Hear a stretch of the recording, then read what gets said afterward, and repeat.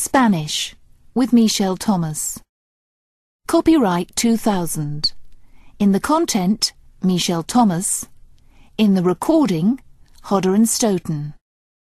Recording 1. You're just about to experience a new and different approach to learning and to language learning that will give you the practical and functional use within 10 to 12 hours of learning time.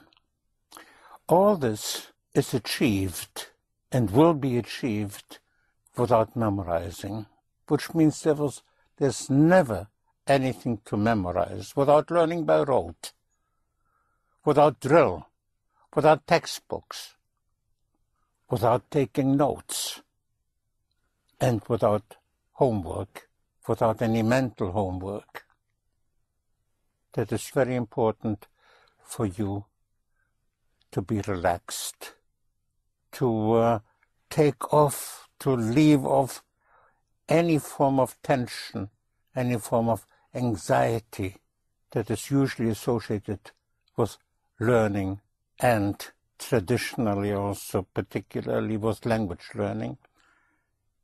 And any form of anxiety, any form of tension inhibits true and effective learning.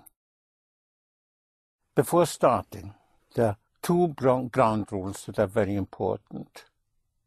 The first ground rule is for you never to worry about remembering, and therefore never to try to remember, because this is a method where the responsibility for your remembering is in the teaching and not with you, not with the learner. And this is a method where the responsibility for attention is in the teaching and not with the learner. Therefore, there's no homework, not even any mental homework. It's very important not to review even mentally of what you've learned. Let it be absorbed and internalized to become knowledge. And what you know, you will not forget. Now come to ground rule number 2. That is very important too. That ground rule is that in the course I'm using 2 students as a teaching device in order to create a learning situation for 3. You become the third in the group. And very quickly you will associate with the 2 on the tapes.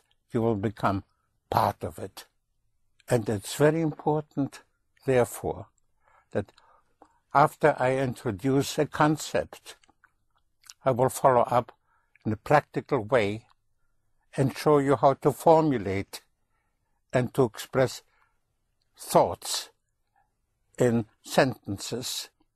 First, those will be short sentences, then more and more complex and longer sentences. And whenever I say, how do you say it?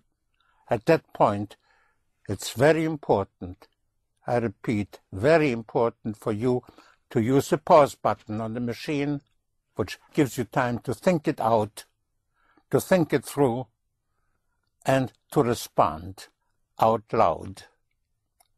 After you respond, you release the pause button. You will then get the response from one of the 2 students, and after that I will repeat it, so that the last impression is always what you get from me.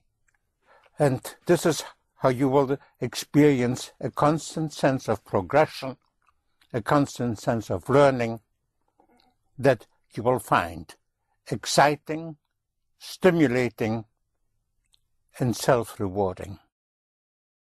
This course will give you standard Spanish, the standard Spanish language. There's a slight difference in pronunciation with so-called Castilian Spanish and the pronunciation in parts of Spain, where the C in front of an E or I is pronounced like a TH in English, like in Barcelona. Well, that's how you will pronounce it in Castilian Spanish in parts of Spain, but everywhere else it will be pronounced Barcelona, like an S. So again, the C before E and I, and also the Z or the Z, which is pronounced like a TH. If you want to say you are right in Spanish, you say you have reason. The word for reason, spelled R-A-Z or Z-O-N, in Castilian Spanish will be pronounced razón, otherwise razón.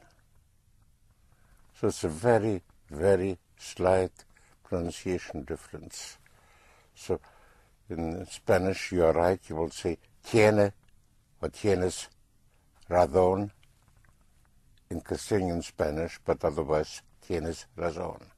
With heart is corazón, C-O-R-A-Z or Z-O-N. In Castilian Spanish, corazón, otherwise corazón. This is the only slight difference. I do point it out in the beginning of the course.